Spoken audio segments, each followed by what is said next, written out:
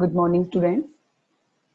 आज का जो हमारा टॉपिक है gender equality, meaning, concept and historical background, अर्थात लिंग समानता, अर्थ, अवधारणा व ऐतिहासिक पृष्ठभूमि रहेगा। घर, समाज व राष्ट्र के सशक्तिकरण के लिए महिला व पुरुष लिंग का व्यवहार समानता पर आधारित होना चाहिए।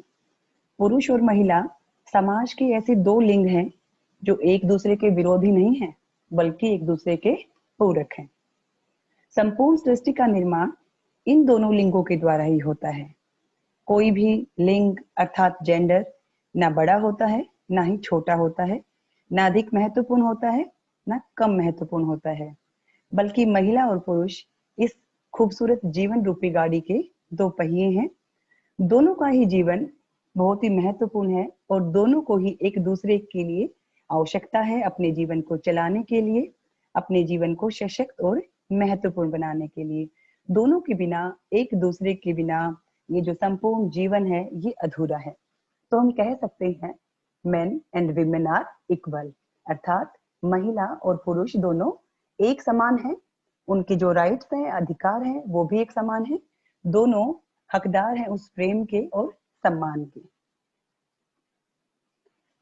लिंग समानता, जेंडर इक्वलिटी। यदि हम मनुष्य की सभ्यता की बात करें, अर्थात जब मनुष्य का जन्म हुआ, वो इस अस्तित्व में आया, इतने हजारों वर्षों के पश्चात भी आज भी हमें लिंग समानता देखने को नहीं मिलती है। कहीं ना कहीं वो भेदभाव, वो पक्षपात हमें मिल ही जाता है। किसके आधार पर? जेंडर बेस, यानी कि लिंग के आधार पर। आज विश्व में चाहे कोई विकसित राष्ट्र है या विकासशील राष्ट्र है, अधिकतर देशों ने लोकतांत्रिक शासन प्रणाली को अपनाया है। लोकतांत्रिक शासन प्रणाली क्या होती है? जहां पर कि प्रत्येक व्यक्ति को, चाहे वो नर है या नारी है, उसे समानता और स्वतंत्रता से जीने का अधिकार दिया गया है। वही एक डेमोक्रेटिक कंट्री है, यानी कि लोकतांत्रिक देश है। आज हम 21वीं सदी में जी रहे हैं। जो आधुनिक समय है, इस समय विश्व आधुनिकीकरण, मॉडर्नाइजेशन की ओर बढ़ रहा है। और मॉडर्नाइजेशन यानी कि आधुनिकीकरण क्या है?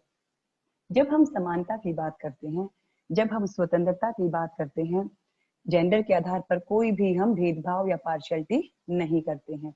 और निसंदेह ही जो वर्तमान हमारा समाज है, जो वर्तमान हमारा राष्ट्र है, चाहे वो राष्ट्रीय स्तर पर है या अंतर्राष्ट्रीय स्तर पर है, उसमें संतुलन तभी बना रहेगा जब जेंडर इक्वलिटी होगी। अर्थात हम महिला और पुरुष को अलग ना मानकर उन्हें समान मानेंगे, उनको एक समान अधिकार देंगे, एक समान उन्हें प्रेम मिलेगा, विश्वास मिलेगा और उसके अधिकार मिलेंगे। तो हम कह सकते हैं कि कई सारे आधार होते हैं, जैसे आर्थिक आधार होता है, सामाजिक आधार है, मनोवैज्ञानिक आधार है, सांस्कृतिक है। इन सभी आधारों पर जब निष्पक्षता के साथ व्यवहार किया जाता है और प्रत्येक राष्ट्र और समाज का ये परम धर्म और कर्तव्य बन जाता है। क्यों बन जाता है? क्योंकि जो राष्ट्र है उसका परम धर्म है कि सभी के साथ समानता का व्यवहार करना, सभी को एक समान अवसर देना, चाहे वो पुरुष है या वो महिला है। क्योंकि प्रत्येक व्यक्ति के अंदर कुछ इच्छाएं होती हैं, उसके अंदर कुछ एबिलिटीज होती हैं, योग्यताएं होती हैं। उन योग्यताओं को बाहर लाना एक राष्ट्र का परम धर्म है। तो इस प्रकार से जो लिंग असमानता है उसे समाप्त कर दिया जाएगा, तभी प्रत्येक व्यक्ति को, पुरुष को, महिला को, नर नारी को समानता के अवसर प्राप्त होंगे। यदि अब हम बात करें कि लिंग अवधारणा है क्या, कंसेप्ट ऑफ जेंडर, तो जो लिंग है उसे अंग्रेजी भाषा में, इंग्लिश में उसे जेंडर कहा जाता है। और जो जेंडर है उसकी उत्पत्ति कहाँ से हुई है? लैटिन भाषा के जीनस से वो बना है। जीनस का अर्थ क्या है? जीनस का अर्थ हम कहते हैं कि प्रकार हो सकता है, रूप हो सकता है या भेद हो सकते हैं। अर्थात जो लैटिन भाषा का जो जीनस है उसका अर्थ है कि वो प्रकार या भेद किसके आधार पर? महिला और पुरुष के आधार पर। तो हम कहेंगे जो जेंडर है, लिंग है, उसका अर्थ सामाजिक, सांस्कृतिक एवं मनोवैज्ञानिक वातावरण के आधार पर महिला और पुरुष, नर एवं नारी में अंतर करना या भेद को दर्शाना है।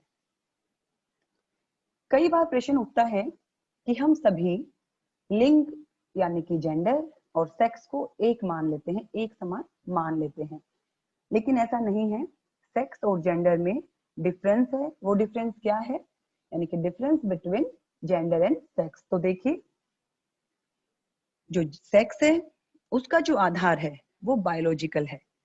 यानी कि हम कह सकते हैं कि जो सेक्स है वो जैविक आधार पर बना हुआ है, कि कोई भी जो बायोलॉजिकल फैक्टर्स हैं, जैसे हम कहते हैं कि भी जो लड़कियां हैं उनकी आवाज सॉफ्ट होती है एज कंपेयर लड़कों के, या हम किसी और आधार को ले सकते हैं, लेकिन इसका जो बेस है वो क्या होगा? बायोलॉजिकल होगा। जैविक आधार पर जब एक लड़के और लड़की में अंतर किया जाता है उसे सेक्स कहते हैं। लेकिन जेंडर क्या है? जेंडर का जो आधार है, जो उसका बेस है, वो बायोलॉजिकल नहीं है, बल्कि जो जेंडर है उसका जो आधार है वो क्या है? वो सामाजिक हो सकता है, सांस्कृतिक हो सकता है, आर्थिक हो सकता है, मनोवैज्ञानिक हो सकता है, या ऐतिहासिक हो सकता है। अर्थात जब इन विभिन्न आधारों पर एक महिला और पुरुष में अंतर किया जाता है उसे हम जेंडर कहते हैं। तो स्पष्ट है बिल्कुल कि जो जेंडर है वो समाज की उत्पत्ति है, कोई बायोलॉजिकल फैक्टर नहीं है। यदि हम दूसरे डिफरेंस की बात करें तो जो सेक्स है वो जन्म पर आधारित है। अर्थात जन्म के समय ही, बाय बर्थ ही ये डिसाइड हो जाता है कि ये मेल है, फीमेल है, यानी कि ये लड़का है या लड़की है। उसे कोई बदल भी नहीं सकता है। लेकिन जेंडर क्या है? जेंडर समाज के द्वारा, समाजीकरण के द्वारा उत्पन्न हुआ है। समाजीकरण क्या होता है? समाजीकरण होता है कि बहुत सारे जो हमारा व्यवहार होता है, जो हमारी संस्कृति होती है, या हमारी जो परंपराएं होती हैं, हमारे परिवार के सदस्यों का जो व्यवहार होता है, इन सारी चीजों से जो हमारा एक कंसेप्ट बन जाता है, जो हमारी एक धारणा बन जाती है कि ये महिला है, ये पुरुष है, और हम अंतर करना शुरू कर देते हैं, वो जेंडर होता है। अर्थात सेक्स क्या है? जन्म पर आधारित है, और जो जेंडर है वो हम समाज के द्वारा सीखते हैं। समाजीकरण की जो सोशलाइजेशन जो प्रोसेस है उसके द्वारा उसे समझा और सीखा जाता है। तीसरे अंतर की यदि हम बात करें तो हम कह सकते हैं जो जेंडर है वो समय, समाज और स्थान के साथ बदल जाता है। एक उदाहरण से हम समझते हैं इस चीज को। कई बार एक ग्रामीण क्षेत्र में और शहरी क्षेत्र में, यानी कि समय और स्थान, समाज की जो कहीं कहीं का समाज क्या है? अधिक पढ़ा लिखा है शहर का, और गांव में क्या है? जो ग्रामीण परिवेश है वहां पर क्या है? वहां पर वो रीति रिवाज और परंपराएं आज भी विद्यमान है। यहीं पर हमें डिफरेंस मिल जाएगा कि वहां पर जो भिन्नता है एक मेल और फीमेल में वो ज्यादा देखने को मिलेगी एज कंपेयर जो मेट्रो सिटीज है, यानी कि जो शहर है। इसी प्रकार से हम कह सकते हैं समाज की जो वैदिक काल है उसमें महिला पुरुष के बीच में जो अंतर था वो अलग था, मुगल काल में अलग आया, और आज के जो मॉडर्नाइजेशन में, या हम कहें आज जो 21वीं सदी में है, वो अलग है। तो हम कहेंगे जो जेंडर है वो एक समान नहीं रहता है, वो समय, समाज और स्थान के साथ बदलता रहता है। लेकिन सेक्स क्या है? जन्म के साथ ही वो फिक्स हो जाता है, और उसमें कोई भी अंतर नहीं आता है जब तक कि वो इस पृथ्वी पर है, जब तक कि वो जीवित है। इनके यदि मूल्य की बात करें, सेक्स का जो वैल्यू है वो सेम रहेगी। वो बाय बर्थ, वो लड़का है तो लड़का ही रहेगा, अगर लड़की है तो लड़की ही रहेगी। लेकिन जो जेंडर है उसकी जो वैल्यू है वो बदलती रहती है। किसके साथ बदलती रहती है? क्योंकि समाज के द्वारा हम इसको सीखते हैं, अपने जीवन में अपनाते हैं, और जब समाज और समय और स्थान के साथ कहीं पर ये कम हो जाता है, कहीं पर ये ज्यादा हो जाता है, यानी कि जो इसकी वैल्यूज है वो एक समान नहीं होती हैं। तो हमने जाना कि भाई क्या डिफरेंस है सेक्स और जेंडर के बीच में। अब यदि हम बात करें समानता की, मीनिंग ऑफ इक्वलिटी, ये जानना भी जरूरी है, क्योंकि जो जेंडर इक्वलिटी है वो दो शब्दों से मिलकर बना है, जेंडर प्लस इक्वलिटी। हमने जेंडर को समझा, अब हम समझते हैं कि समानता क्या है। यदि हम बहुत ही सरल भाषा में बात करें तो हम कहेंगे समानता का अर्थ है निष्पक्ष व समान व्यवहार। अर्थात निष्पक्ष और समान व्यवहार का संकेत है समानता, कि जब हमारा व्यवहार सभी के साथ एक जैसा होता है और हम इम्पार्शियल होते हैं, निष्पक्ष होते हैं, कोई भेदभाव नहीं करते हैं कि ये महिला है या ये पुरुष है, बल्कि हम इक्वल भाव रखते हैं, इक्वल अपॉर्चुनिटीज देते हैं, इक्वल हम फ्रीडम देते हैं, तो वो समानता है। प्रत्येक देश में एक समाज होता है, और समाज में कहें या राष्ट्र में कहें, प्रत्येक व्यक्ति, चाहे वो पुरुष है चाहे वो महिला है, यदि उसको कानून के समक्ष समान माना जाता है, अर्थात जो उस देश की विधि है, कानून है, जो लॉ एंड ऑर्डर है, उसके सामने यदि समान व्यवहार किया जाता और कोई भेदभाव नहीं किया जाता, उसे ही हम समानता या इक्वलिटी कहेंगे। कि राज्य की नजर में क्या है? सभी व्यक्ति एक समान है। जो कानून राज्य ने बना दिए हैं वो सभी पर एक समान रूप से इम्प्लीमेंट होंगे और महिला और पुरुष, मेल फीमेल में कोई भी डिफरेंस नहीं होगा। उसे ही हम क्या कहेंगे, इक्वलिटी यानी कि समानता। दूसरे शब्दों में हम कह सकते हैं कि जब समाज में रहने वाला प्रत्येक व्यक्ति, चाहे वो नर है या नारी है, मेल है फीमेल है, विभिन्न आधारों पर, आधार हमारे सामाजिक हो सकते हैं, मतलब सोशल हो सकते हैं, इकोनॉमिक हो सकते हैं, आपका साइकोलॉजिकल हो सकता है, पॉलिटिकल हो सकता है, इन सारे आधारों पर जब हम कोई भेदभाव नहीं करते, कोई पार्शियलिटी नहीं करते और सभी को एक समान भाव से हम न्याय देते हैं, स्वतंत्रता देते हैं, समान अधिकार और अवसर देते हैं, तो वो सूचक है समानता का।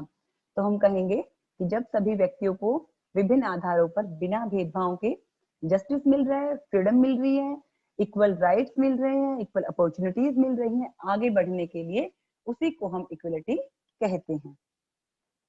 अब यदि हमने देखा कि जेंडर क्या है और इक्वलिटी क्या है, यदि आप इनको कंबाइन करके देखते हैं तो लिंग समानता का क्या अर्थ हुआ, अर्थात लिंग के आधार पर समानता का व्यवहार करना, कि महिला है पुरुष है, हम कोई उसमें डिफरेंस नहीं करेंगे और दोनों के साथ एक जैसा व्यवहार करेंगे। और जब एक जैसा व्यवहार करेंगे तो कहीं ना कहीं हम किसकी तरफ बढ़ रहे हैं, हम जेंडर इक्वलिटी की तरफ बढ़ रहे हैं।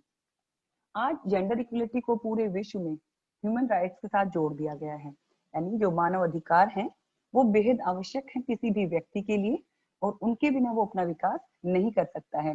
और खास तौर पर इसमें महिलाओं के अधिकारों को, और महिलाओं के अधिकारों के साथ ही उसका जो इकोनॉमिक डेवलपमेंट है, आर्थिक विकास है, उसके संदर्भ में लिंग समानता को सबके सामने रखा गया है। तो स्पष्ट है कि जो ह्यूमन राइट्स हैं, मानव अधिकार हैं, 1948 में इसकी घोषणा की गई यूएनओ के द्वारा कि सभी इस पृथ्वी पर किसी भी राष्ट्र में रहने वाला प्रत्येक व्यक्ति समानता, स्वतंत्रता का अधिकारी है, ताकि उसका विकास हो सके, उसकी अंतर्निहित शक्तियां बाहर निकल सके और वो अपने आप का सर्वांगीण विकास कर सके और कहीं ना कहीं राष्ट्र के निर्माण में भी वो अपना सहयोग दे सके। और जब हम समानता की बात करते हैं तो सबसे पहले हमारे आगे फीमेल्स आती हैं, महिलाएं आती हैं। तो इसीलिए इन्होंने फोकस किया है कि जो फीमेल्स है उसके राइट्स और उसके खास तौर पर उसको मतलब डिपेंडेंट ना रहे, वो सेल्फ डिपेंडेंट हो जाए, आर्थिक क्षेत्र में मजबूत हो जाए, वही उसके लिए जेंडर इक्वलिटी है। यदि हम बात करें डेफिनेशन ऑफ जेंडर इक्वलिटी तो हम कह सकते हैं यूनिसेफ के अकॉर्डिंग कि उन्होंने लिंग समानता को परिभाषित करते हुए कहा है कि प्रत्येक क्षेत्र में, चाहे सामाजिक क्षेत्र है, आर्थिक क्षेत्र है, राजनीतिक है, खेल जगत है, प्रत्येक फील्ड में जब फीमेल्स को, गर्ल्स को एक जैसे इक्वल अपॉर्चुनिटीज मिलती हैं तो वही लिंग समानता है। तो इन्होंने कहा है कि महिला, लड़कियों और महिलाओं को सभी क्षेत्रों में अपनी समान प्रतिभा का विकास करने के अवसर प्रदान करना ही लिंग समानता है। तो परिभाषा के आधार पर हमने यही समझा, हम कंक्लूड करके कह सकते हैं कि जब महिला और पुरुष को समान माना जाता है, और खास तौर पर जो लड़कियां हैं, जो महिलाएं हैं, उनको सोशल, इकोनॉमिक, पॉलिटिकल या स्पोर्ट्स, हर फील्ड में जब उनको इक्वल अपॉर्चुनिटीज दी जाती हैं, और वो इक्वल अपॉर्चुनिटीज क्या उसको फायदा दे रही है कि उनके अंदर की जो प्रतिभा है, जो उनकी एबिलिटीज हैं, वो बाहर निकल कर आ रही है और कहीं ना कहीं वो जो पाने की हकदार है वो उसे प्राप्त हो रहा है। तो हम कह सकते हैं कि उस ईश्वर ने, उस परमात्मा ने प्रत्येक बालक को जब इस पृथ्वी पर, इस धरती पर उतारा है तो कुछ अंतर्निहित शक्तियां देकर उतारा है। और उन अंतर्निहित शक्तियों को हम किस रूप में मानते हैं, उन्हें हम टैलेंट कहते हैं, उन्हें हम प्रतिभा कह सकते हैं, अंतर्निहित छिपी हुई शक्तियां कह सकते हैं। तो जब उन शक्तियों को मौका मिलता है बाहर आने का तो उनका विकास हो रहा है, अर्थात आपको वो इन्वायरमेंट दिया जा रहा है, एक ऐसा पॉजिटिव, एक हेल्दी इन्वायरमेंट आपके आसपास क्रिएट किया जाता है ताकि वो आपकी जो इनर एबिलिटीज हैं, अंतर्निहित जो शक्तियां हैं, वो बाहर आए। और खास तौर पर जो गर्ल्स एंड विमेन, यानी कि जो लड़कियां हैं और महिलाएं हैं, उनकी अंतर्निहित शक्तियों को, उनकी प्रतिभा को, टैलेंट को जब बाहर निकालने की बात आती है, और वो बाहर कब निकलेंगी, जब उन्हें अवसर दिए जाएंगे। और अवसर में वो अवसर भी कैसे होने चाहिए, वो इक्वल होने चाहिए, यानी कि वो समान होने चाहिए। तो हम कहेंगे जब गर्ल्स और विमेन्स को उनकी प्रतिभा को निकालने के लिए, उनको जो टैलेंट है उसे डेवलप करने के लिए इक्वल अपॉर्चुनिटीज दी जाती है, वही वास्तव में जेंडर इक्वलिटी है। Provide women and girls with equal access to education, health care and opportunities in political and economic decision making। जी हाँ, वो जो समान अवसर हैं वो राजनीति के क्षेत्र में मिले, उन्हें हेल्थ के क्षेत्र में मिले, उन्हें एजुकेशन अच्छी मिले, उन्हें इकोनॉमिक डिसीजन मेकिंग पावर यानी कि आर्थिक क्षेत्र में उन्हें निर्णय लेने की शक्तियों में भी समानता के अवसर मिले, वही वास्तव में लिंग समानता है। तो हम कह सकते हैं कि जो लैंगिक समानता है उसे जेंडर इक्वलिटी भी कहा जाता है, जैसे कि अभी हमने डिस्कस किया। तो हम कहेंगे कि जो भी अवसर हैं, अपॉर्चुनिटीज हैं, बार बार इक्वल अपॉर्चुनिटीज हमारे सामने निकल कर आ रहा है। क्यों? क्योंकि हम भेदभाव कहाँ करते हैं?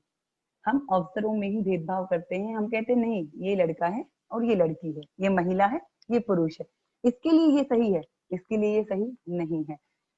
एक छोटे से उदाहरण से अगर मैं समझाऊं, आज भी बहुत सारे ऐसे रिमोट एरियाज हैं, ऐसे परंपरावादी समाज हैं जहां पर कि लड़कियों को आज भी ये कहा जाता है कि इस लड़की को सिर्फ गांव में जितने विद्यालय है या स्कूल है वहां तक की शिक्षा दी जाएगी, बाद में जो हायर एजुकेशन वो नहीं दी जाएगी, क्योंकि ये एक लड़की है, बाहर इसको अकेली नहीं भेज सकते हैं। वो क्या है? उसके अवसरों को छीनना है। तो इसीलिए हम बार बार फोकस कर रहे हैं कि इक्वल अपॉर्चुनिटीज, जो समान अवसर उसे मिलने चाहिए।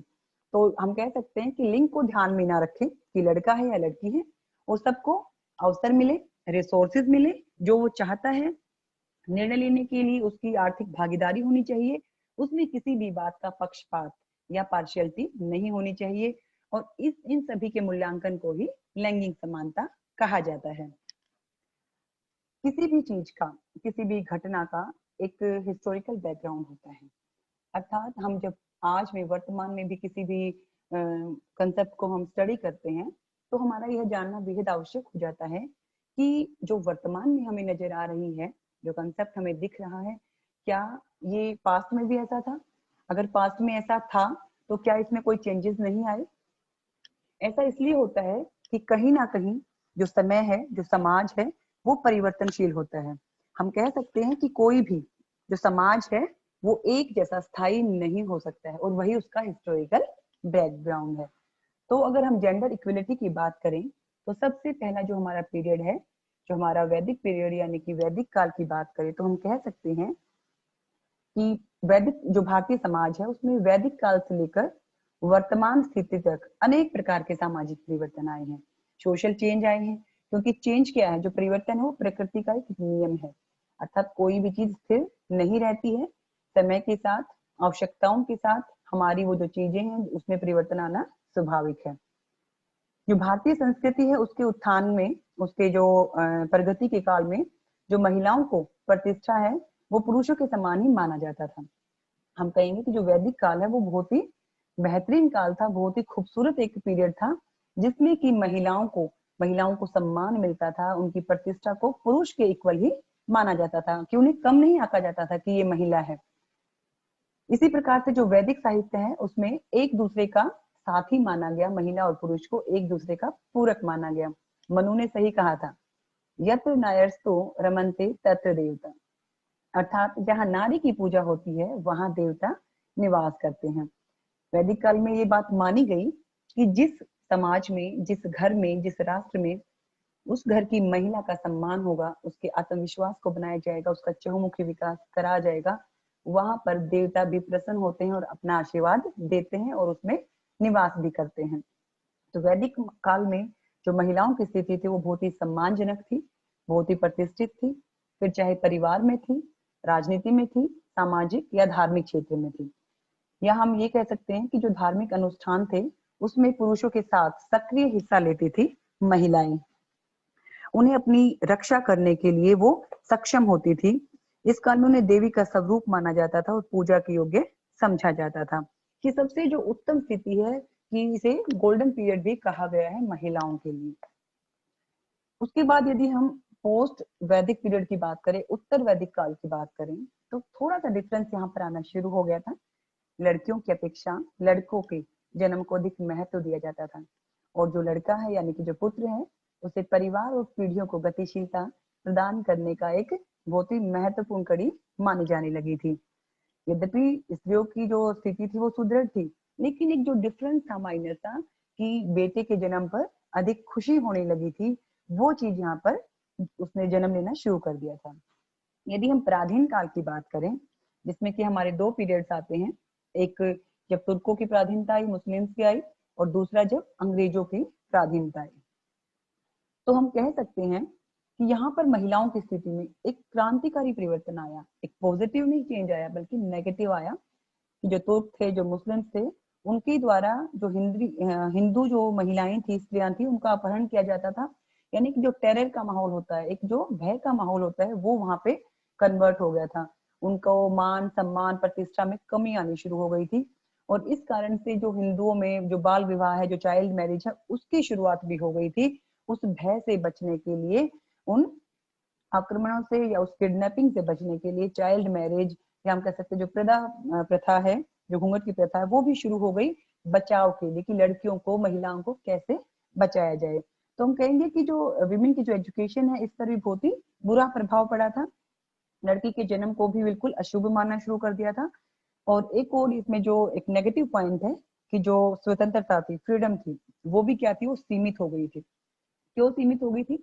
जब आपके सामने इन्वायरमेंट बहुत ही हेल्दी होता है, पॉजिटिव होता है, तो आपके पास अवसर भी होते हैं बाहर निकलकर अपने इच्छाओं को पूरा करने के लिए, या हम कहेंगे जो आप करना चाहते हैं उस चीज में आगे बढ़ने के लिए। लेकिन जब माहौल टेरर का हो, भय का हो, तो कहीं ना कहीं हमारे पैरों में बेड़ी आ जाती है, और कहीं ना कहीं हमारी जो स्वतंत्रता है, जो समानता है, वो छिननी शुरू हो जाती है।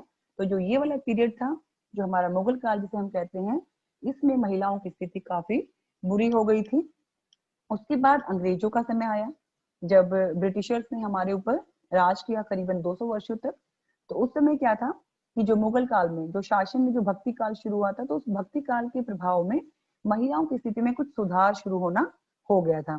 सुधार कैसे? कि जो पहले बाल विवाह था, प्रथा थी हमारी, या जो इस तरह की जो लड़की के जन्म पर अशुभ मानना या उसको बुरा मानना, वो सारी चीजें, उसमें कुछ चेंज आना शुरू हुआ। 18वीं जो शताब्दी आई, उसमें राजा राम मोहन राय ने महिलाओं की जागृति की ली, या हम कहें कि महिलाओं को मतलब विमेन अवेयरनेस के लिए, अंधविश्वास को हटाने के लिए, कि जैसे पहले सती प्रथा भी शुरू हो गई थी, कि अगर किसी महिला का पुरुष, किसी महिला का जो मतलब पति है, उसका जो पुरुष है, वो अगर किसी भी एज पर एक्सपायर हो जाता है, तो महिला को भी साथ ही सती होना पड़ता था, चाहे उसकी उम्र कितनी भी कम ही क्यों ना हो। तो इस तरह के जो अंधविश्वास हटाने थे, जो सामाजिक बुराइयां थी, उन सबको समाप्त करने के लिए जो प्रयास थे, वो काम थे, वो शुरू हो गए थे। अर्थात महिलाओं का फिर से थोड़ा सा उत्थान वाला समय यहाँ पे आ गया था। उसके बाद जैसे चाइल्ड मैरिज है, उसके ऊपर प्रतिबंध लगाना शुरू हुआ। जो विमेन एजुकेशन कम हो गई थी, उसको प्रमोट करना शुरू किया। जो विधवा विवाह थे, उस चीज को भी उन्होंने फिर से सही करना शुरू किया। तो इस तरीके से हम कहते हैं कि महिलाओं को बहुत सारे सामाजिक अधिकार दिलाने की दिशा में एक नया कार्य 18वीं शताब्दी में शुरू हो गया था। और जो पश्चिम संस्कृति है, उससे बचने की सलाह भी दी जाती थी। किसके द्वारा? स्वामी विवेकानंद जी। उन्होंने हमेशा ही जो विमेन एजुकेशन है, अर्थात जो महिला की शिक्षा, उस पर बहुत बल दिया, कि अगर एक महिला पढ़ती है, तो वो स्वयं को नहीं बल्कि पूरे परिवार को शिक्षित कर रही है। अर्थात महिला का शिक्षित होना बेहद आवश्यक है, क्योंकि एक पढ़ी लिखी जो महिला है, वो ना सिर्फ अपने अपने परिवार का, बल्कि अपने साथ दो परिवारों को वो शिक्षित करती है। बाल विवाह पर रोक लगाया, साथ ही उन्होंने पश्चिम संस्कृति से बचने की भी सलाह दी। और एक बहुत ही इंपॉर्टेंट चीज पर उन्होंने फोकस किया, कि जो विमेन्स हैं, उनको कमजोर ना समझा जाए, उनको सेल्फ डिपेंडेंट बनाना, अर्थात उनको स्वावलंबी बनाना, उनके भीतर का जो एक आत्मविश्वास है, उसको जगाना दोबारा से, और उन्हें पूर्ण स्वतंत्रता के अवसर देना, समानता के अवसर देना। तो इस प्रकार से हम कह सकते हैं कि इस काल में दोबारा से महिलाओं की स्थिति में सुधार आना शुरू हो गया था। 15 अगस्त 1947 को भारत स्वतंत्र हुआ, और स्वतंत्रता के पश्चात जो भारत की महिलाएं थी, वो इस स्वाधीनता के लिए राष्ट्रीय आंदोलन का एक सक्रिय हिस्सा बन चुकी थी। अपने अधिकारों के लिए वो जागरूक हो चुकी थी। तो हम कहेंगे कि स्वतंत्र भारत में ये कहना गलत नहीं होगा कि जो महिलाओं की स्थिति है, वो काफी बेहतर रही। कि जो मुगल काल में जो हालात हो गए थे, उसके बाद जो अंग्रेजों की प्राधान्यता थी, उस समय जो एक अवेयरनेस आई थी, वो स्वतंत्रता के बाद जागरूक रही।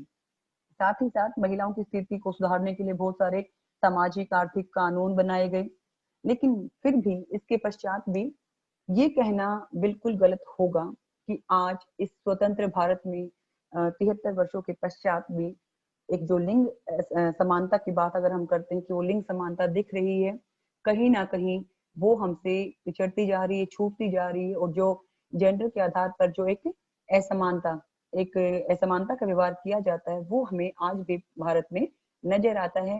क्यों नजर आता है? अगर वो नजर ना आए तो क्या आए दिन अखबारों में, समाचार में, मीडिया पर जो महिलाओं के साथ अत्याचार हो रहे हैं, कहीं डोमेस्टिक वायलेंस है, कहीं फीमेल फर्टिसाइड है, तो कहीं पर चाइल्ड मैरिज है, कहीं पर किसी और तरह की समस्याएं हैं, कहीं पर सेक्सुअल हरासमेंट है, ये सारी चीजें हमें क्यों नजर आए?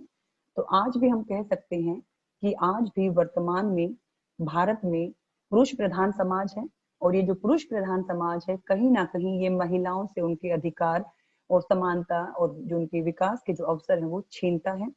तो हम कहेंगे कि आज इस स्थिति में जो जेंडर इक्वलिटी है वो बहुत ही आवश्यक है, बहुत ही महत्वपूर्ण है, एक बड़ा ही संवेदनशील मुद्दा है। Gender equality is not a women issue, it is human issue, it affects us all. Gender equality एक महिला से संबंधित इशू नहीं है, बल्कि ये पूरी मानव जाति से, सभी मनुष्यों से संबंधित एक ऐसा इशू है, एक ऐसा मुद्दा है जो सिर्फ एक महिला को प्रभावित नहीं करता, बल्कि हम सबको, संपूर्ण समाज को ये प्रभावित करता है। मेक जेंडर इक्वलिटी आ रियलिटी। जेंडर इक्वलिटी को एक वास्तविकता बनाइए। Thank you.